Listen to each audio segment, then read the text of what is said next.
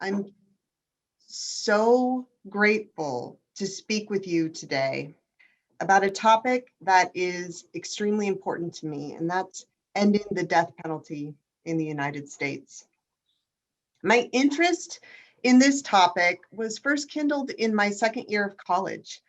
In the winter of 1989, I was a student at the University of Washington, living in a basement apartment in the U District of Seattle. The newspapers and the nightly newscasts were packed with reports as the date approached of what looked to finally be the death day for Ted Bundy, the notorious serial killer.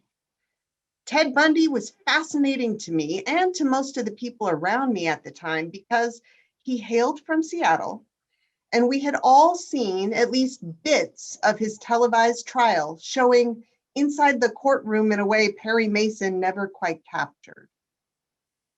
Tragedy and violence had been turned into TV entertainment unlike anything we had ever experienced before. Who would guess that that moment in time could evolve into the reality TV we see today? For context, I was raised in a middle-class, somewhat rural school system that taught me that the law was just and good. As a young voter, I truly believed in the fairness of our laws and had internalized the with liberty and justice for all that I had repeated every day throughout my K through 12 education. Ted Bundy had committed horrendous crimes, and there was no question of his guilt. So I accepted the idea that his punishment should be death. After all, that was the law. My innocent acceptance of the platitudes fed to me as a child changed on the evening of Ted Bundy's death. That night, I, like most of America, watched the news coverage of his execution. Of course, news cameras weren't allowed in the death chamber, so the videos broadcast were of the crowd outside of the prison, of news anchors rehashing his horrible crimes, and our local news media had camped outside of Bundy's mother's home in Tacoma, Washington. Her house was small and nondescript. All the lights were out and the shades were drawn. The videos continued rolling throughout the evening, showing the dark little home, while the commentators kept speculating on what his mother must be feeling on this historic night. Something inside me ached at the fundamental wrongness of that coverage, and I was overcome with a great deal of compassion for that woman. I was not yet a mother, but I had known a mother's love, and I understood that of course his mother was devastated. Of course this was an awful night for her. What sort of people were we to sensationalize her pain? Where was our compassion? This experience was the first time I was confronted with the complex ramifications of the death penalty, the first time I grasped that capital punishment was not simply justice for the guilty, that this law had far-reaching effects on people both directly and indirectly connected to the crimes for which the sentence was given. This experience caused me to begin to question who was helped and who was harmed when we sentence people to death.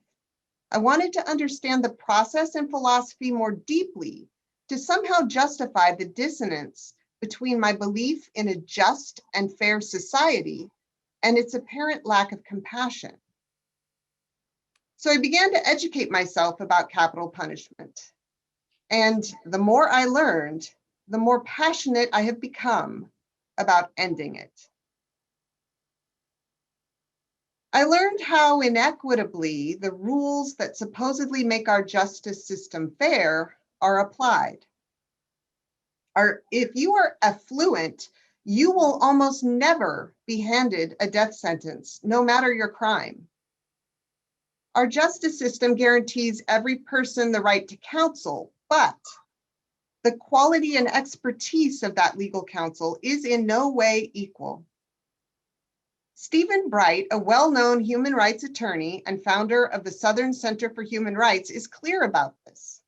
Quote, "The death penalty is not for the worst criminal. It's for the person with the worst lawyer." In the United States in 2007, according to the Equal Justice Initiative, 95% of people on death row have disadvantaged economic backgrounds. The United Nations, in the publication on poverty and human rights, states that the numerous costs associated with accessing justice create a major barrier for the poor who simply cannot afford them.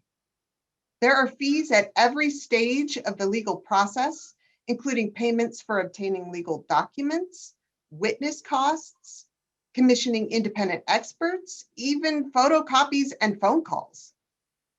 A defendant's court-appointed team is sometimes successful in obtaining funding for some of these fees, but the sum of the impact of these costs is a critical factor preventing poor defendants from obtaining an effective defense. The United States professes equal justice under the law, as inscribed on the front of the US Supreme Court building in Washington, D.C., yet financial inequities during the entire process, from arrest through trial and appeal, have a profound effect on who ends up on death row.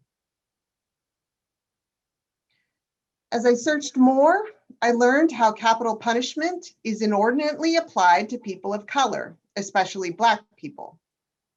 This harsh reality was not taught to me in my almost entirely white schools. Instead, I'd been taught to have pride in our fair justice system, that in the eyes of the law in the USA, everyone was equal. I've come to see how naive and blatantly false that idea is. The statistics are clear.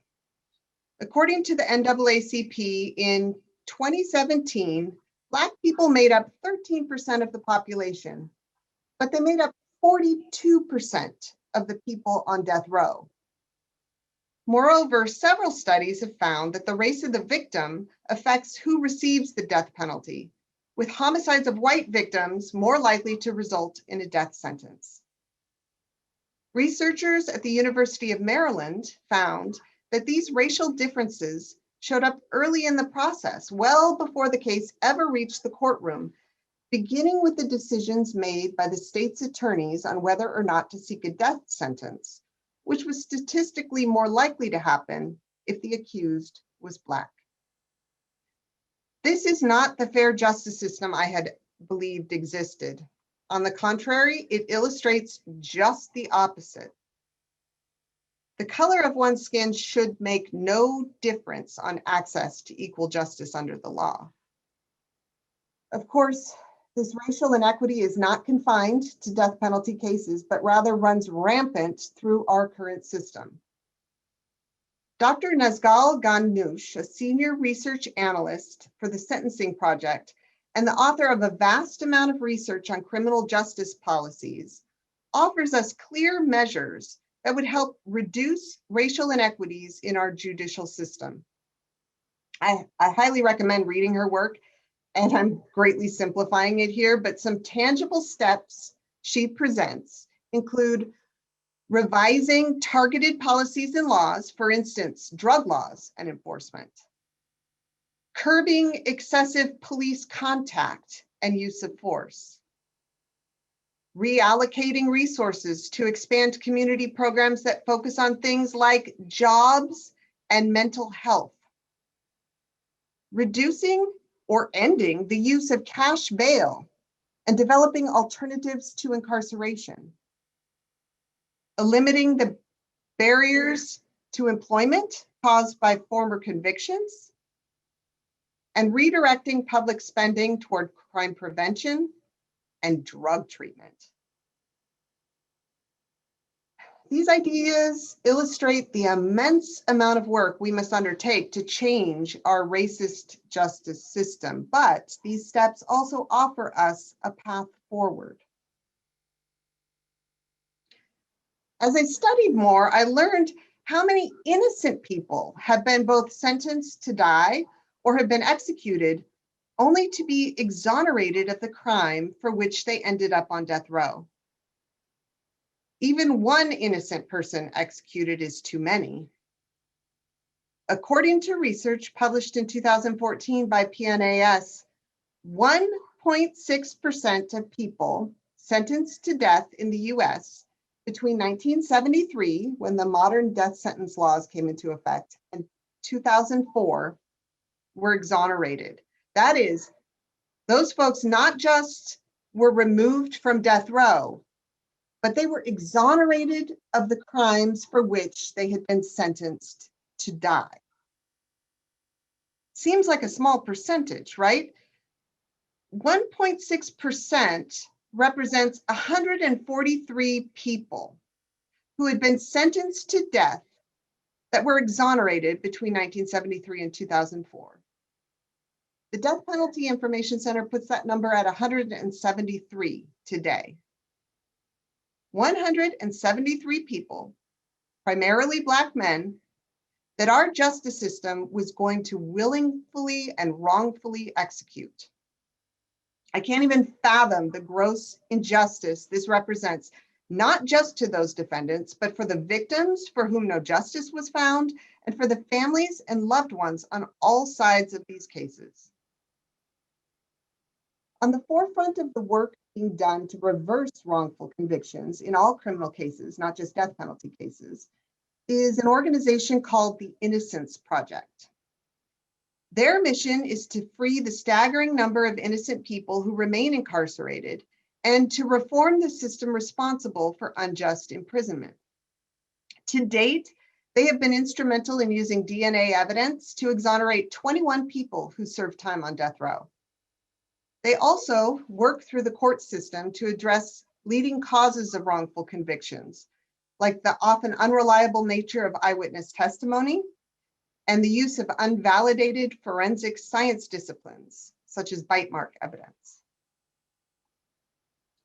Another common argument I learned about given by proponents of the death penalty is that capital punishment deters homicide. Though there is extensive research asserting both that capital punishment does and does not have a deterrent effect, the United Nations, the FBI, the ACLU, and Amnesty International have all issued reports based on respected research challenging the deterrent effect of the death penalty. And when I search my own experience, it seems extremely unlikely that someone who commits murder will only do so after weighing the risk of life imprisonment over the possibility of being put to death.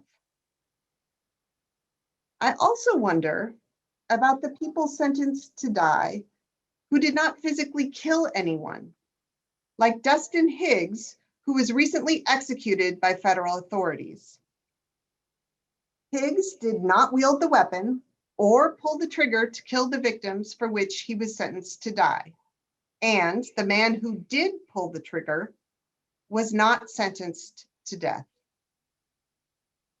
I admit there is much missing from distilled news stories about defendants and their crimes. I am not an expert by any means on the Higgs case. However, his situation is not unique. According to records compiled by the Death Penalty Information Center, 23 men who did not directly kill a victim have been executed in our country since 1984.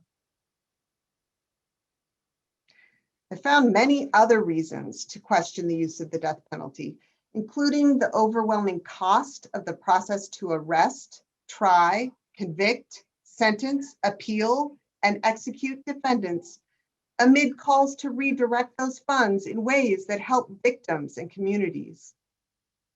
The often arbitrary use of capital punishment directly related to the district attorney in the region where the crime was committed, meaning equal crimes do not result in equal sentencing. And the assertions from victim advocacy groups that capital punishment prolongs the pain for victims' families and creates a whole new set of victims, the loved ones of the accused, like Ted Bundy's mother. Having spent a great deal of time and emotion learning about the death penalty, the spate of executions over the last year by the federal government under the Trump administration has been extraordinarily hard to witness. But despite these executions, which boldly underline the fact that we here in the United States of America still legally kill human beings, I do believe there's reason to hope. In 1999, I still lived in Washington, and I was represented by a fairly young congressman newly elected to my district. His name was Jay Inslee, and he still had that indomitable energy to connect with his constituents and generate grassroots change. That year was a big one for justice reform advocacy on the heels of many changes in Washington and other states pushing for the trial of youth as adults for many offenses. Juvenile justice was the primary topic of my phone call with Mr. Inslee, but near the end of our conversation, I brought up the death penalty and touched on many of the problems with it that I've discussed with you today. He was thoughtful. He claimed he agreed that the death penalty should end, but he cautioned me we couldn't do it yet. The time wasn't right, but he promised that he would not forget and that he was committed to ending capital punishment.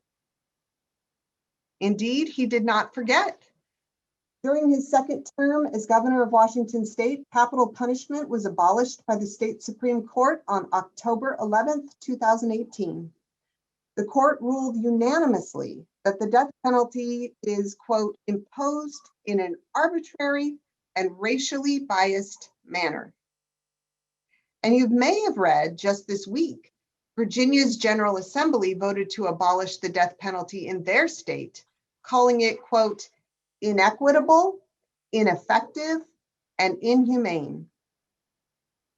I also find hope because here in California, though capital punishment is still legal, we have not executed anyone since 2006, and the current governor declared a moratorium on executions on March 19th, 2019. We still have far to go in ending state and federal capital punishment, but progress is being made. The conversation is shifting, and there is still hope for a just and fair future.